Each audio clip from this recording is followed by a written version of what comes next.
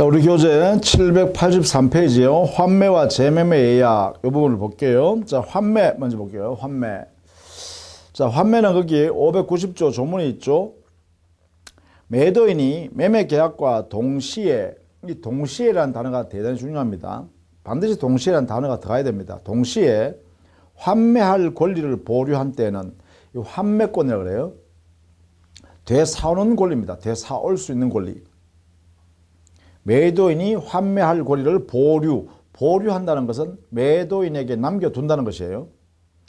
환매할 권리를 보류한 때는, 남겨둔 때는 그 영수한 대금 및 매수인이 부담한 매매 비용을 반환하고 그 목적물을 환매할 수 있다.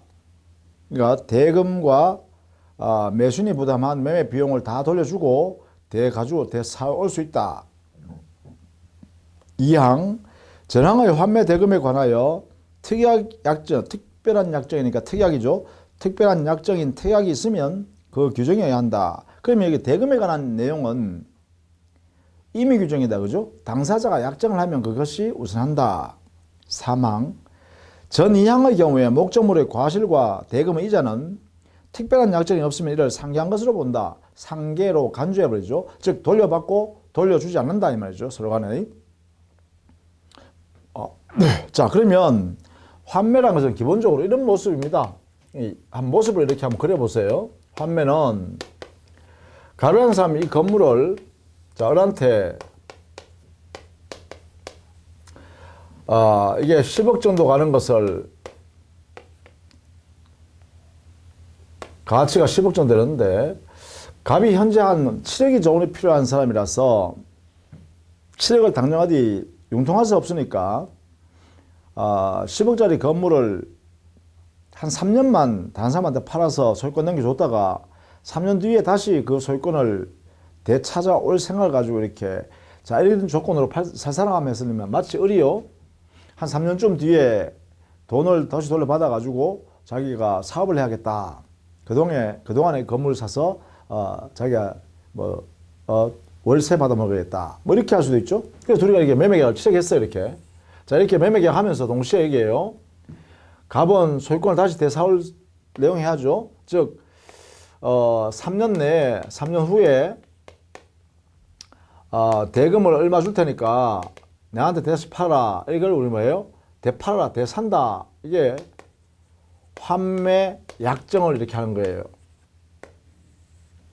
이렇게 매매계약 할 때, 이렇게 할 때, 7억에 매매계약 할 때, 3년 후에 대사오겠다. 그러니까 이래 대산다. 이 약정이 뭐냐? 이게 환매권이라는 권리를 이 사람 매도이죠. 매도인이 환매권을 가지고 있다. 이걸 유보라 그래요. 이렇게 이런 내용의 약정을 이렇게 해요. 그러면 이 대금을 정하는데 이게 약정이 우선한다 했지. 그래서 어떻게 하냐면 3년 동안 7억을 빌려주다시피 하니까 뭐 연 한 4채니까 일부 받기로 했다. 10% 받기로 했다 할까요? 10%. 그러면 1년에 7천만 원이니까 3년 동안 빌려주는 거니까 2억 1천만 원 정도를 을이 이자 붙이면 되는데 둘과 약정을 할 때 환매 약정하면서요. 이 대금을 7억이니까 9억 5천만 원 주겠다.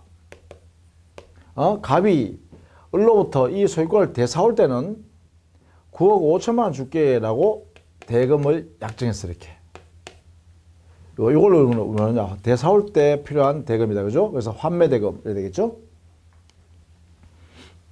그래서 3년 후에 환매 기간이네. 그죠? 기간 3년 후에 되산다 이랬어요. 자, 이 약정을 우리는 뭐라 그러냐? 요 약정을 우리는 환매 약정, 환매 특약 이렇게 하고, 이 환매 특약은 반드시 이 매매계약 7억의 매매계약 하는 거 있죠? 이 매매계약과 동시에 해야 됩니다. 동시에. 반드시 동시에 해야 돼요. 그 자리에서 해야 된다는 거죠.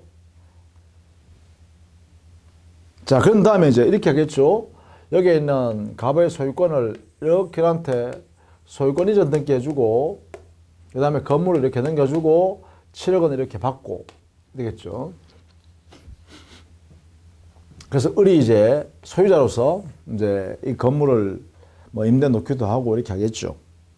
자, 문제는 그러면 환매권 약정을 했으니까 이 사람은 3년 뒤에 을한테 가져오면 되는데, 문제는요, 3년 동안 을이 이 소유권을 자기가 가만히 가지고 있다가 다시 갑한테 되돌아 판다, 이런 특이한 뭐 그런 게 약속 위반하면 어떻게 해요? 그러니까 이 갑의 입장에서, 매도 입장에서는 또요, 이 환매권을 가지고 있다는 것을 만약에 이 소유권을, 자기 소유권을 다른 사람한테 그 매수인이 팔더라도 그 제3자한테도 이 권리를 주장할 수 있는 그러한 대항력이 있으면 안전하죠. 그래서 이것을 우리는 부동산에 대한 환매권은 요 소유권 이전 등기할 때 요 등기에다가 딱 붙여 놓을 수 있죠. 이 환매 약정의 내용을 환매권 등기를 여기다 이렇게 붙여 놓을 수 있어요. 소유권 등기할 때. 자, 여기도 조심해야 되는데, 뭐냐면, 요 소유권 이전 등기하고 환매권 등기를요, 요 등기할 때, 이것도 동시에 해야 됩니다. 동시에. 이 말은 무슨 말이냐면, 갑에서 을로 소유권 이전 등기할 때, 이전 등기를 신청할 때 있잖아요. 그때 환매 약정에 등기할 내용을 함께 등기 신청해야 돼요. 이게 동시에 이 등기가 이루어질 수 있어야 돼요. 동시에. 그래야만 환매 등기를 해준다는 거죠. 이때 이 환매 등기는 이 소유권 등기에다가 붙여놓는다 했잖아요. 그래서 이 등기는 부기 등기 형식으로 등기를 합니다. 이 등기는. 환매권 등기는 부기 등기 형식으로 이렇게 을 소유권에 이전할 때 딱 붙여놓는다. 이놓으면 말이죠. 만약에 여기 있는 소유자 을이 제3자 병한테 소유권을 이렇게 처분했다. 소유권 등기를 이렇게 넘겨줘도 여기에 뭐가 있어요? 환매권 등기가 이렇게 붙어 있겠죠. 이렇게 붙어 같이 다니겠죠. 이렇게 붙어 있으니까. 부기 등기는 이런 성격입니다. 이렇게. 그러면 이 사람은요, 이 환매권을 등기해놨기 때문에 바로 이렇게 할 수 있다는 거죠. 이렇게. 행사. 그렇죠? 이 내용으로 이렇게 행사하면 된다는 것이죠. 왜냐하면 이 병이라는 사람은 제3자요. 뭐 전득자 해도 좋고요.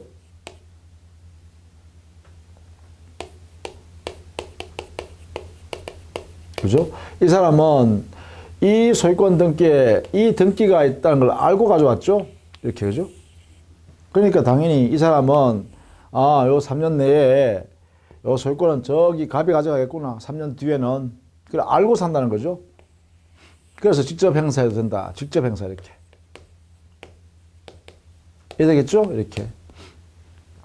자, 이런 내용입니다. 이런 내용. 자, 그러면 이런 내용이 바로 환매라 그런다라는 것이죠. 자, 이런 의미를 가지고 한번 봅시다, 이제는. 자, 환매의 내용은요, 이렇게. 환매권을 매도인에게 남겨둔다는 이런 특약인데, 784페이지 환매 요건 한번 봅시다. 자, 먼저 목적물은 제한이 없다. 동산도 가능하고, 부동산도 가능하고, 기타 재산권도 무방하다. 그러니까 무제한이다. 그 다음에 환매 특약은 반드시, 이 특약은, 약정은 반드시 동시에 해야 된다. 매매 계약과 동시에 해야 된다. 동시에 하지 않으면 바로 뭐라 그런다.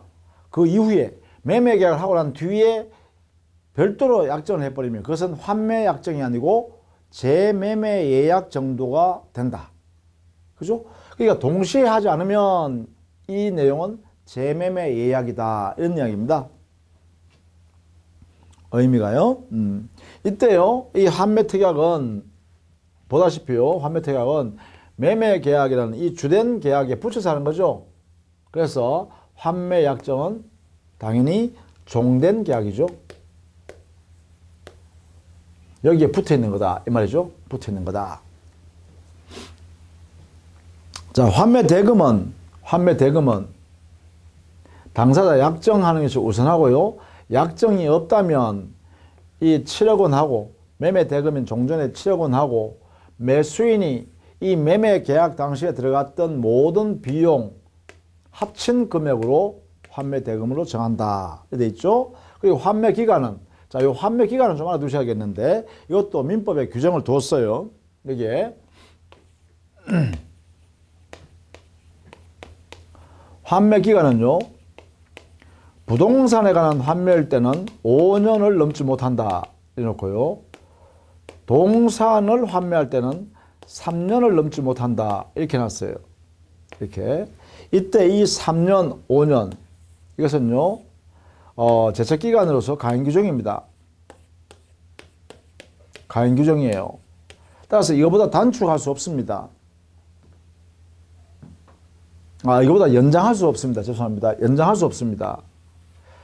이 법 취지는 뭐냐면, 이렇게 환매, 아직 소유권이 다시 돌아와서 안전한 상태로 돌아가라는 것, 이걸 가능하면 빨리 끝내라는 거죠. 그래서 이것보다 길게 하는 것은 안 됩니다. 그러면 만약에 당사자가 부동산의 약정을 뭐 7년 했다, 그러면 5년으로 간주해 버려요. 또 환매 기간을 정하지 않았다, 그러면 5년으로 간주해 버려요. 또 만약에 이것처럼 갑과 을이 3년으로 정했잖아요. 그럼 3년을 정했으면 아직 2년이 남았으니까 2년 연장할 수 있냐? 연장도 안 돼요. 한번 정하면요. 자, 그런 의미에서 이 기간은요, 가행규정입니다. 가행규정. 자, 이런 의미를 갖는다. 보셔야 되죠. 그 다음에 여기 환매 특약 등기는 반드시 동시에 해야 되고, 부기 등기 형식으로 한다. 뭐 이런 이야기고요. 자, 이때 환매권 행사예요.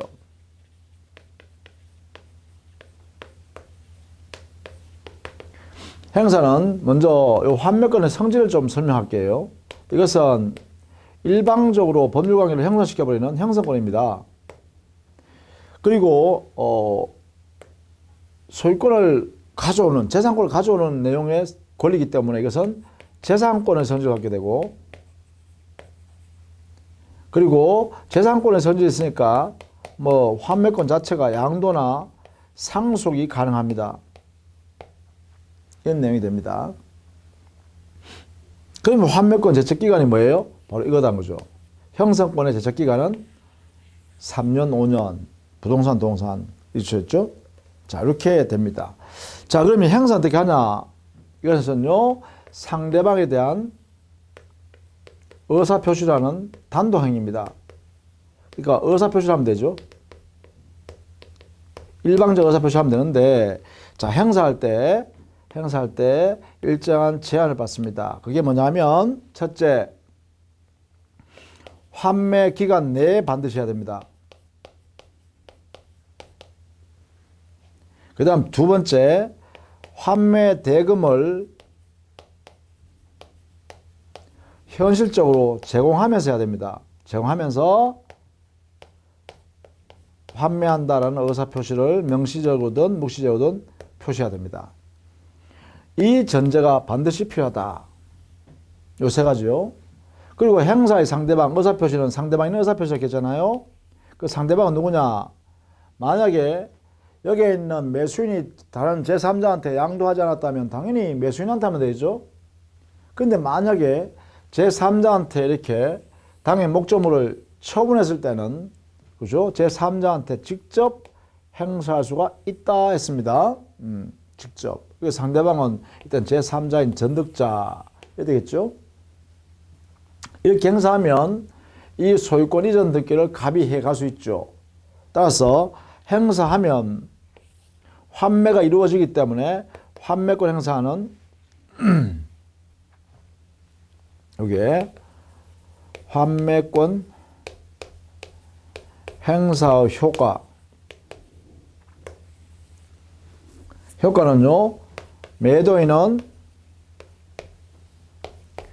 매수인이나 또는 제3자에 대하여 행사했으니까 효과는요, 소유권 이전해달라고 등기 청구할 수 있는 권리를 행사하면 되겠죠. 물론 이때 이 등기 청구권은 채권적 청구권입니다. 이 효과가 발생한다. 그리고 우리가 법 조문에서 우리 봤다시피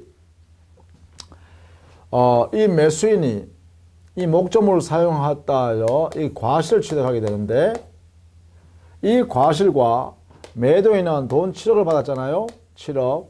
이 7억에 대한 돌려주는 의미이기 때문에 이자를 부담해야 되는데 이 대금에 대한 이자와 목적물에 대한 과실은 어떻게 한다? 그래요. 이 두 개는 우리 법에서 상계하는 것으로 본다 이랬어요. 본다. 간주해버립니다. 상계한 것으로. 자, 이렇게 우리 민법이 처리하고 있다는 것입니다. 그것이 여러분 교재요. 785페이지에 가시면 환매권의 의의 및 성질 돼 있죠. 거기에 환매권은 형성권이다. 그리고 그 기간은 3년 5년을 넘지 못한다. 이것이 제척기간이다. 그리고 환매권은 재산권이니까 니은 동그라미 양도 상속이 가능하며 부동산에 관한 환매권은 부기 등기를 할 수 있고 부기 등기하면 제3자에 대해서도 대항력을 갖습니다. 자, 그 다음에 동그라미 2번에 환매권 행사 보세요. 거기에 기억이 중요하네요. 환매 기간 내에 첫 번째요. 두 번째, 환매 대금을 제공하면서 환매한다는 의사표시를 해야죠. 자, 이때 이 환매 대금 제공은요. 이 제공은 현실적 제공입니다. 이 제공은 그냥 말로만 제공해서는 안 되고요. 자, 환매 대금 여기는 9억 5천만 원이죠. 야, 9억 5천만 여기 있다라고 내놓으면서 해야 된다 이 말이죠. 이게 의미가 그런 의미를 갖고 있습니다. 그 다음에 환매권 등기가 됐을 때 뭐라고요? 직접 제3자인 전득자한테 바로 의사표시하면 된다라고 했습니다. 자, 그 다음에 제일 밑에요. 공유 지분의 환매. 자, 환매는요. 환매는 이렇게 소유권만 환매할 수 있는 게 환매 약정할 수 있는 게 아니라 공유 지분권도 환매가 가능하다 이 말입니다. 우리 법에 이걸 인정하고 있으니까요. 이게요. 그게 595조에 명문으로 되어 있어요. 595조에. 자, 우리 교재요. 785페이지에 상단에 보시면 595조 공유지분의 환매 해가지고 규정을 두고 있죠.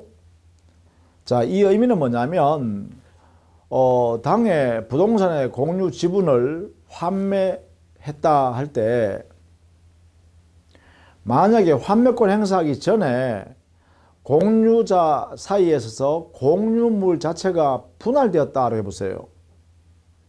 그럼 분할되면 이 환매하기 전에 분할되어 버렸으니까 그 환매권을 전제로 해서 매수한 사람, 공유 지분을 가지고 있던 그 매수한 사람은, 환매 지분을 매수한 사람은 특정된 부분의 소유권을 취득하거나 아니면 환매 대금, 그 공유 지분에 해당되는 대금을 받았겠죠. 이때 그 환매권의 대상은 공유 지분을 환매하는 것인데 지금 현재는 뭐예요? 그 상대방이 그 지분 비율만큼의 소유권을 가지고 있잖아요. 아니면 금전을 가지고 있잖아요. 그래서 환매권을 어떤 걸 해야 되냐 이거죠. 지분은 없는데 이제는.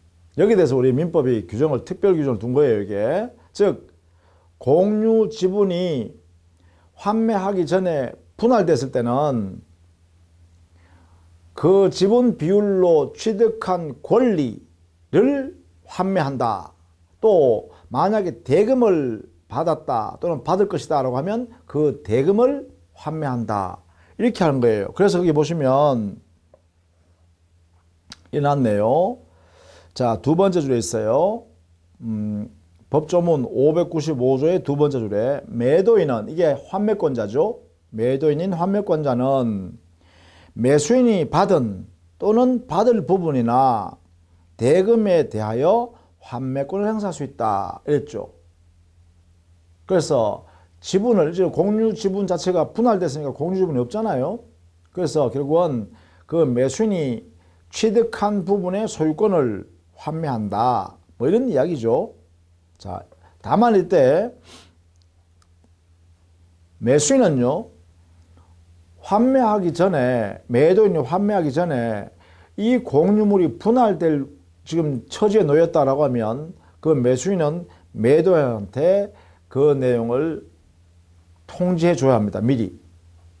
분할되기 전에 통지해 줘야 한다. 만약에 통지하지 않았으면 이 분할이나 경매로 인한 내용으로서 매도인한테 대항할 수 없도록 해놨죠. 그래서 매도인한테 손해배상 책임도 져야 된다 이 말이지. 자, 그런 내용을 갖고 있다라는 것입니다. 자, 그 다음에 786페이지 가면 재매매 예약이 있죠.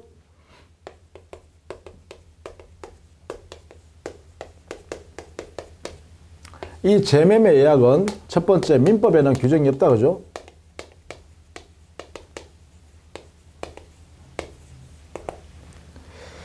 자, 두 번째 그러면 어떤 거냐? 환매는 매매와 동시에 약정해야 되는 거잖아요. 그러면 재매매의 예약은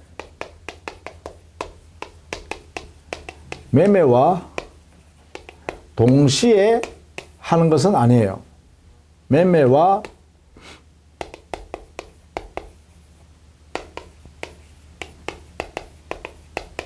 두고 매수인과 매도인 사이에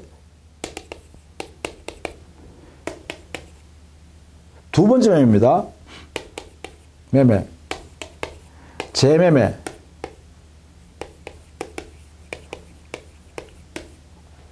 매매를 미리 약정하는 거예요. 미리 약정. 재매매 할 것을 미리 약정하는 거예요. 요걸 할 것을.